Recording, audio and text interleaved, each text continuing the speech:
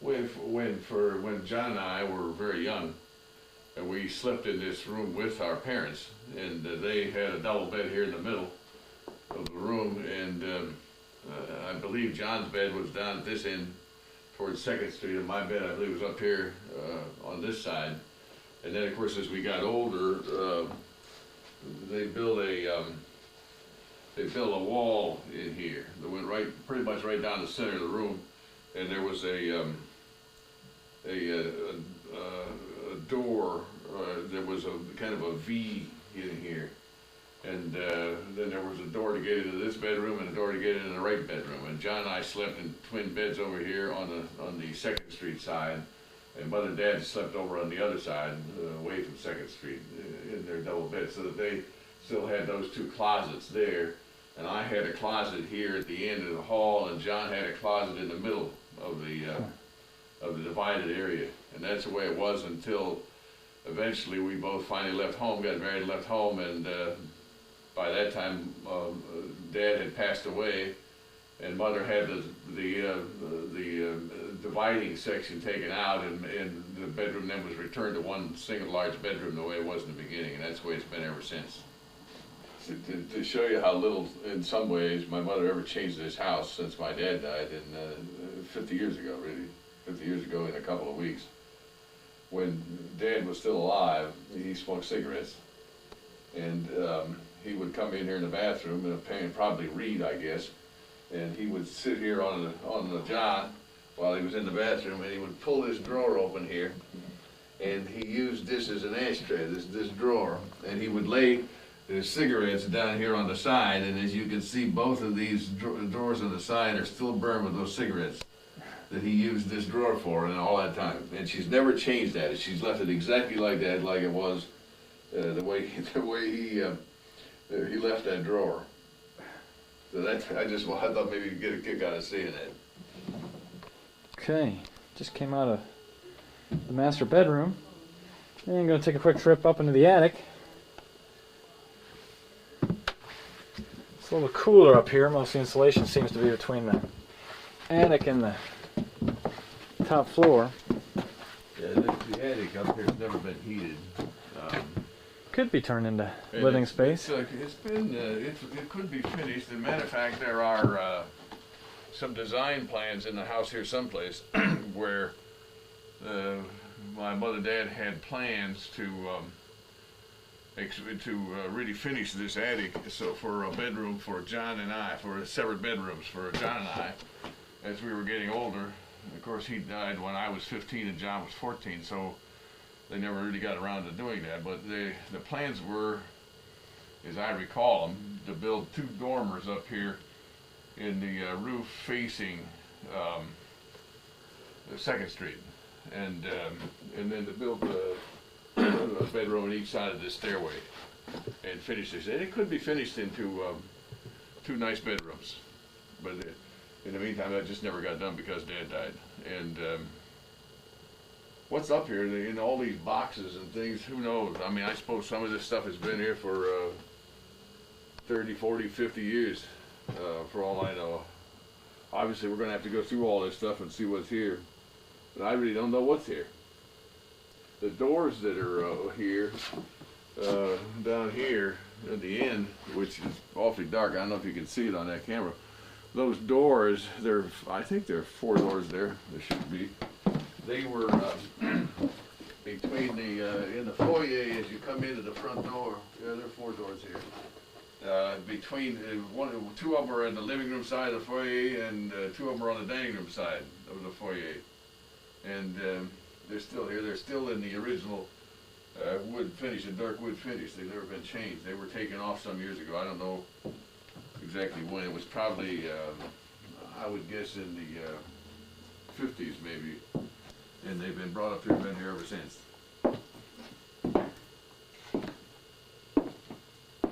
But what's up here, who knows?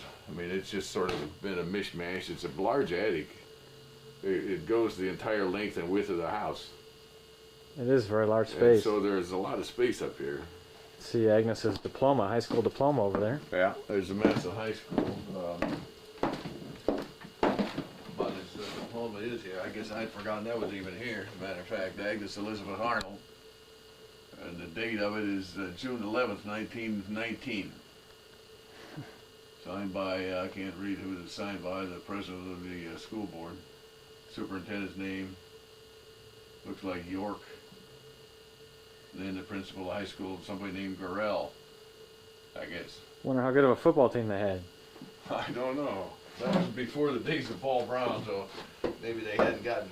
Although that goes back a long ways. That the McKinley-Massillon rivalry goes back to I think maybe 1900. So they were already playing probably pretty competitive football by then. I believe that's true. She talked about how they played on a field in the Depression as you drive into Massillon on the right side near a shopping center Right. there. That's right. And they had to walk, I guess, a good distance from the school to get there. That's right. Well, that was a long way from the school. And of course, that's how they got a lot of places in those days. Maybe that's why those people were more sturdy than some of our younger people. I think that's true. They had to walk a lot of places. They didn't even have cars when she was a young girl. Nobody had a car then, of course, when she was real young. There's Yeah. a lot. And, of course, this is where, for many, many years, we had Christmas trees that were right in this corner, as I'm sure everybody in the family remembers. And, I don't think there was ever a Christmas when Mother was alive that, at least as far as I can recall, when her three children didn't return for Christmas. That we came from everywhere, no matter where we were, we came home for Christmas. I know Carol and I came from San Antonio, Texas, one year when I had gone into the Air Force, and we drove up here 3 days each way because there weren't any interstates at that time. And I think, and other people made a real effort to get here. It was one of the things you just felt obligated to do, and you knew Mother wanted us here, so we came here. And then this porch out here was, of course, when we were younger, was open. It was never screened in or had the windows and the shades that it has in there now. Well, she did that in later years. I'm sure that was done long after my dad passed away in '48. Well, we've had a lot of good times in this living room over the years. She was proud of the fact she spent 73 Christmases in this house. That's a lot of Christmases. Of course, I've told this story, but she told it many times. She and my dad built this house in 1925 before they got married. And once they had the house finished, then they got married, and the day they got married, they moved into the completed house. And that was on September 25th, 1925. And when I say the house was completed, the area certainly wasn't completed. This Montrose Avenue out here was the westernmost street in Stark County.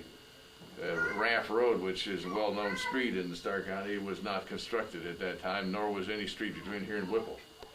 And to show how far this was out in the suburbs in the sticks in those days, when they moved into the house, electric hadn't gotten here yet, and they had to use oil lamps for light for, I think, 7 or 9 months. After they moved in, they had no electricity in the house, so they had to use lights with oil. So anyway, and then over here in this other corner where the piano is, I don't remember, I really have no recollection of any time when that piano wasn't there.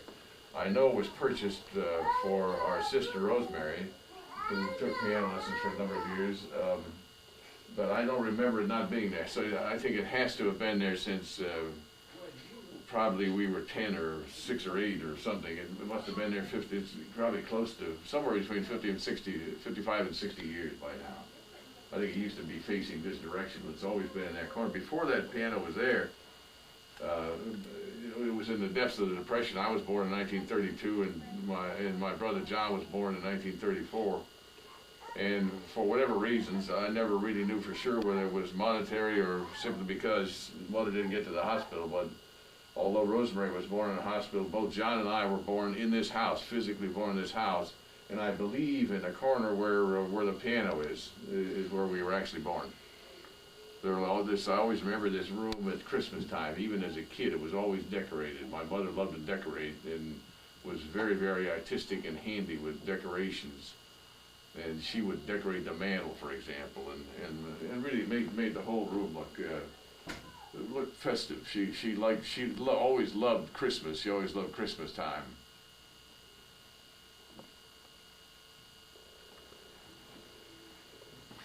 Sure, see a lot of people. You can still see some of it here. She still hasn't taken the. Carol and I put that wreath up there this year. And that's a real. Those branches on that wreath are real, and of course she's left it up there. And I don't suppose she could have gotten it down anyhow. And I didn't take it down because it still looks in pretty good shape. Sure does. But we put that up there again this year. And well, the branches they're a little brittle by now.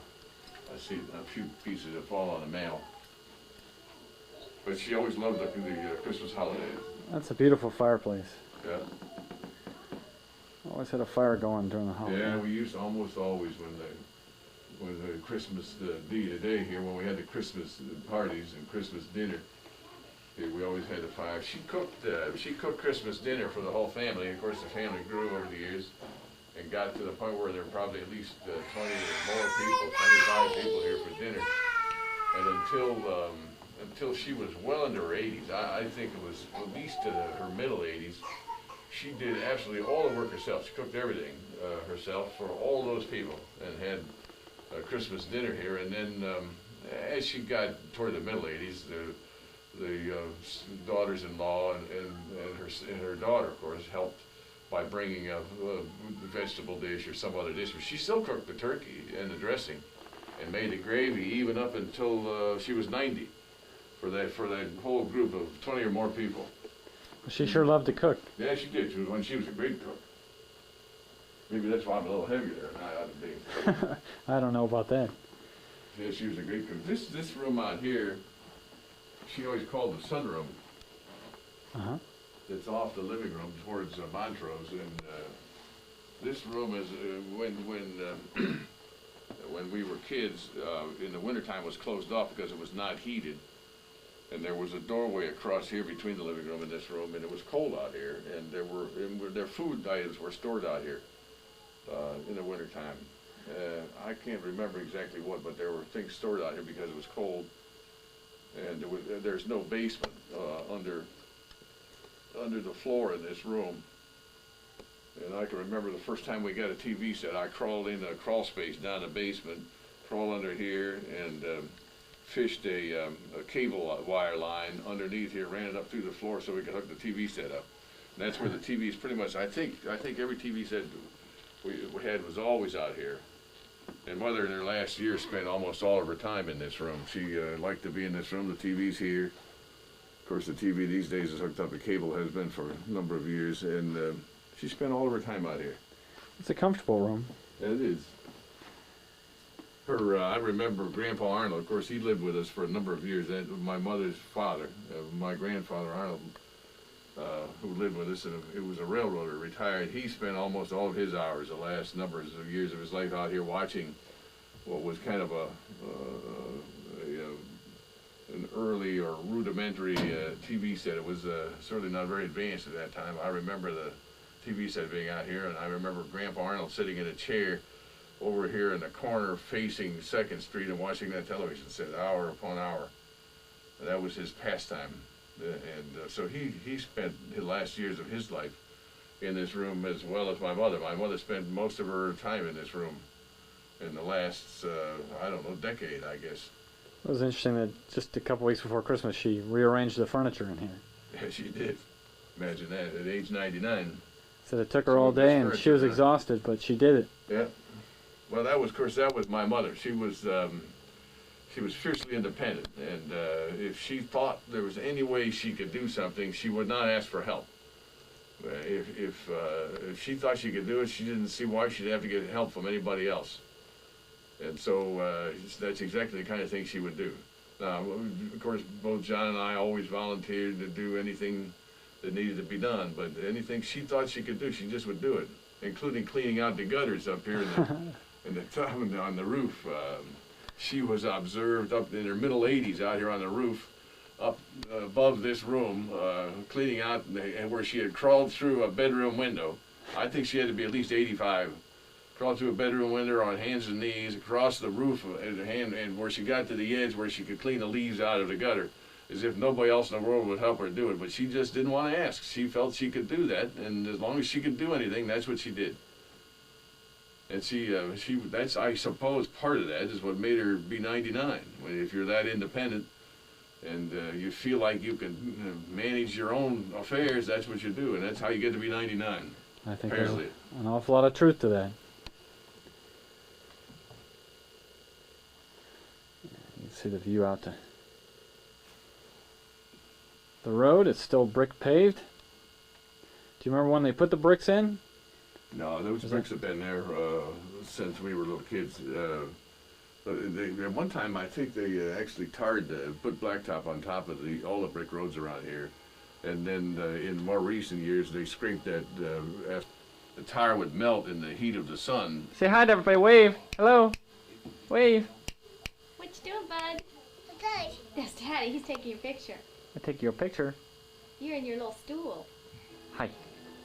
Daddy. Yeah, Daddy. That's who that is. Where's Gavin? Who's Gavin? You Gavin? Where's Aunt Joni? Hey, I'm right here. Hello.